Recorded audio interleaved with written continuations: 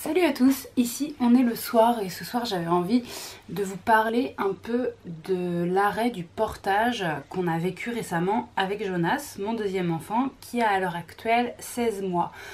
C'est sans doute quelque chose qui vous pose question si vous êtes maman et que vous portez beaucoup votre enfant. Quand je dis beaucoup, c'est voilà, pour les différentes siestes, voire une partie de la nuit, en tout cas au moment du coucher.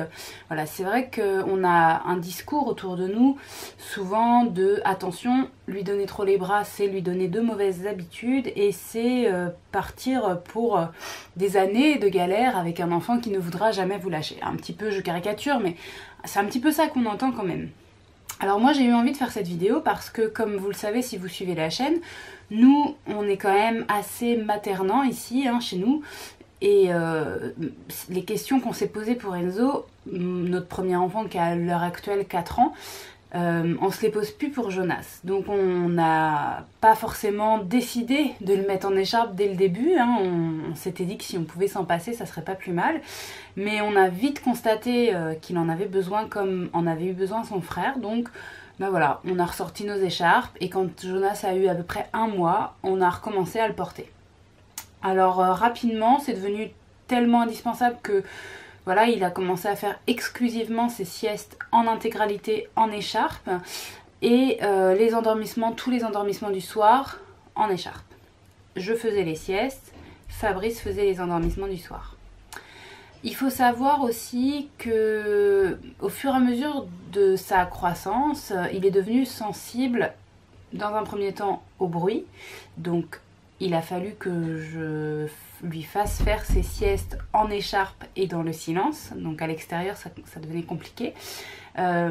Puis dans un deuxième temps, il est devenu sensible à la lumière. Si jamais il y avait trop de lumière, ça le gênait vraiment pour faire sa sieste en intégralité. Alors comment je sais si mon enfant a besoin de dormir ou pas? Et bien comme toutes les mamans, si j'ai un enfant qui se réveille en ronchonnant et qui est ronchonnant sur toute la suite de la journée, je sais qu'il n'a pas assez dormi et c'est agréable pour personne. Donc moi je veillais à ce qu'il ait ses temps de sieste comme il en avait besoin et je faisais le nécessaire pour ça, ce qui fait que vers l'âge à peu près de presque 1 an, ben voilà, il faisait une sieste unique en début d'après-midi, mais uniquement en écharpe, dans le noir, enfin semi-obscurité, dans le silence et avec un déplacement quasi continu. Donc moi je devais marcher. Ce qui me permettait de tenir, si toutefois vous avez une configuration similaire à la maison, ce qui me permettait de tenir c'était d'avoir mon smartphone, des écouteurs et d'écouter des vidéos ou de regarder quand je pouvais, mais la lumière de mon téléphone pouvait facilement le gêner, donc je faisais attention. C'est sûr que c'est contraignant, ça impose d'être chez soi, ou enfin déjà on ne peut pas passer le relais, on ne peut passer le relais à personne parce que à part à Fabrice, mais c'était pas pareil quand même, il fallait mieux que ce soit moi pour les siestes. Fabrice il gère le soir, moi les siestes. Et du coup voilà, on doit se rendre disponible, c'est contraignant. On peut pas trop s'éloigner, c'est contraignant. Alors il nous était arrivé quand même d'aller ailleurs et puis bah voilà, qu'il fasse une sieste plus petite, mais ça pouvait pas être tous les jours parce que sinon la fatigue entraînait voilà, un bébé ronchon comme je le disais tout à l'heure. Donc c'est contraignant. Et puis on peut se poser la question de savoir combien de temps ça va durer. Donc en parallèle de ça, de cette sieste que je lui faisais faire dans le noir et pendant laquelle je devais marcher en permanence, parfois j'arrivais à m'arrêter un peu, mais si je m'asseyais 5-10 minutes, j'étais déjà chanceuse, honnêtement. En parallèle de ça, le soir, Fabrice marchait pendant environ 3/4 d'heure avec Jonas en écharpe, dans l'obscurité, dans le silence, même technique, écouteurs et compagnie. Et puis il me le passait et je le mettais au sein. Qu'est-ce qui s'est passé? Alors il s'est passé que d'abord dans un premier temps la situation s'est compliquée encore pour nous puisque Jonas a eu besoin d'être baladé la nuit. Alors ça c'était ce que je redoutais depuis le début. Moi depuis le début je dis qu'on a du bol parce que Jonas on peut le rendormir facilement, enfin je peux le rendormir facilement au sein.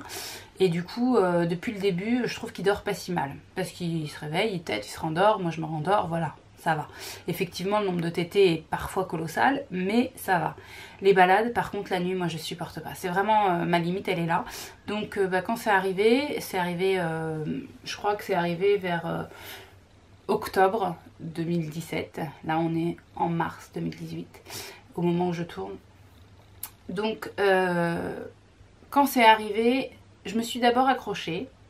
Et puis après j'ai passé le relais à Fabrice parce que je lui ai dit voilà, ça c'est pas quelque chose que je peux porter toute seule. Depuis le début je gère les nuits, mais là je peux pas le balader toutes les nuits. C'était devenu vraiment quotidien quoi.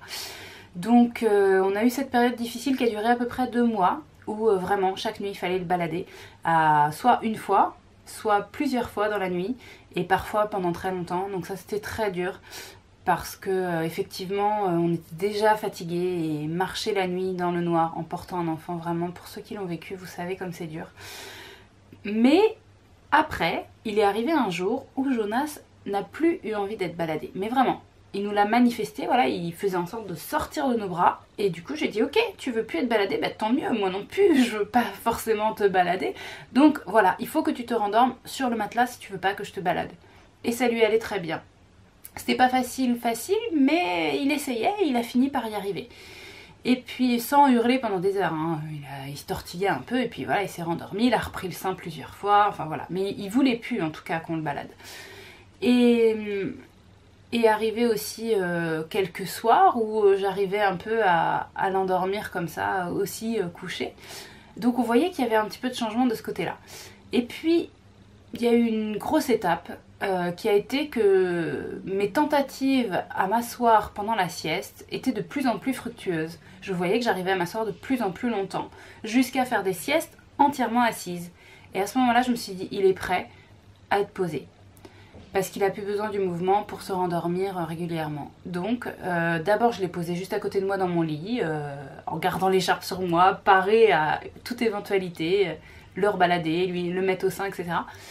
Et assez rapidement, en fait, j'ai vu qu'il était capable là, de faire des siestes un peu tout seul. Et donc maintenant, à peu près vers ses 15 mois et quelques, j'ai commencé à le poser dans son lit, donc pour les siestes.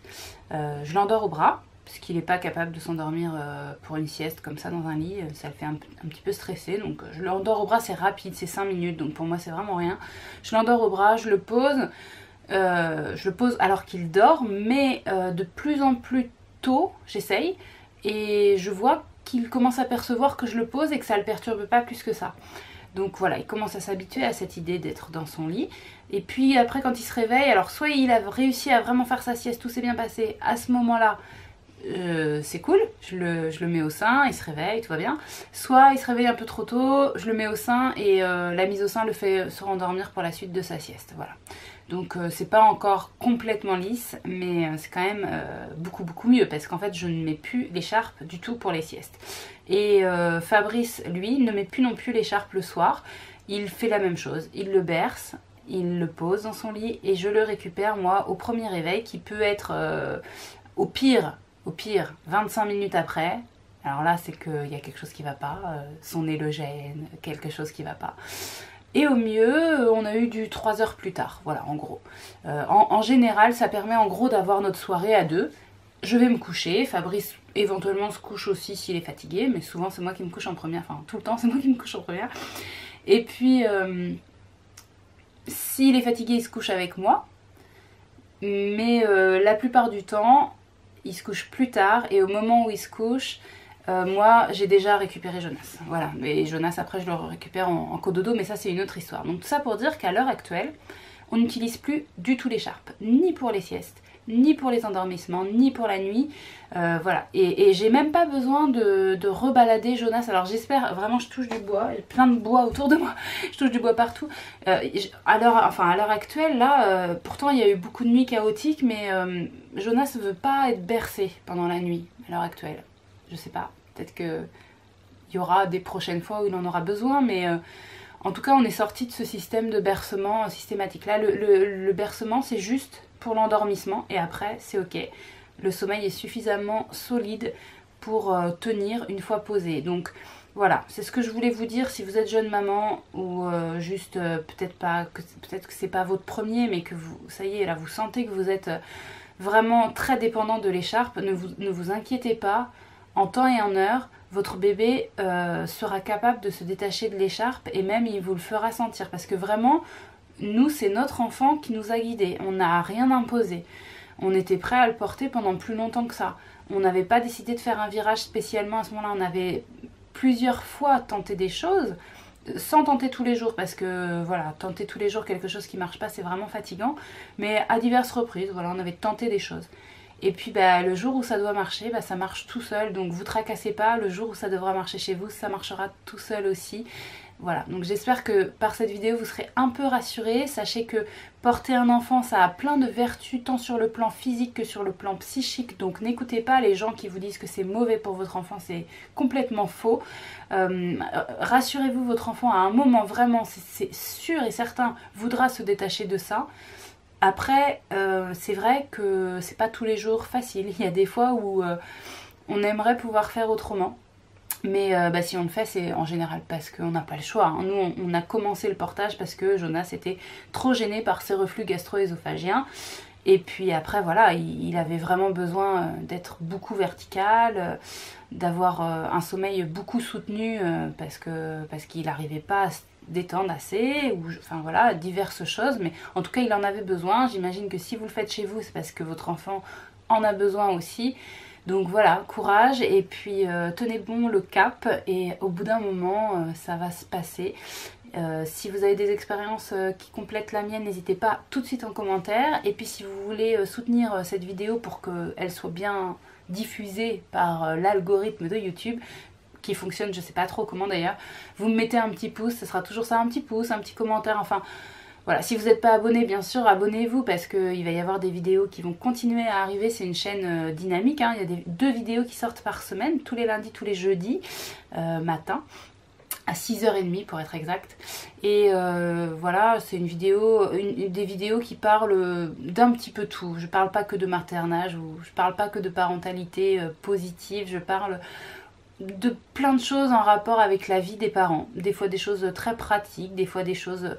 plus intellectuel, voilà. Donc faites un tour sur toutes les vidéos que j'ai déjà publiées, vous aurez un petit aperçu. Et si je vous dis d'essayer de soutenir ce genre de chaîne, c'est parce que, à mon sens, quand on regarde sur internet, et sur YouTube aussi, hein, on trouve plein de choses, mais pas toujours que du bon. Alors je dis pas que ce que je fais est extraordinaire, je pense vraiment pas que ça le soit, mais je préfère personnellement, quand je mets des pouces j'aime, soutenir les choses qui véhiculent de l'aide vers les gens, de la bienveillance, de la gentillesse, des choses comme ça, plutôt que cliquer sur des choses qui vont laisser quoi derrière, toutes ces vidéos là de gamers. Alors j'ai rien contre le fait de jouer aux jeux vidéo, mais je perçois pas bien l'intérêt, enfin moi, hein, je perçois pas bien l'intérêt de ces vidéos de gaming où on voit les gens comme ça jouer, enfin je sais pas, je comprends pas que ça marche aussi bien. Et du coup je me dis que si vous aussi vous voulez que d'autres choses soient visibles sur YouTube, eh bien essayez de les soutenir et allez-y quoi, poussez-les vers le haut. Bon, sur ces belles paroles, je vous dis à très vite pour une prochaine vidéo.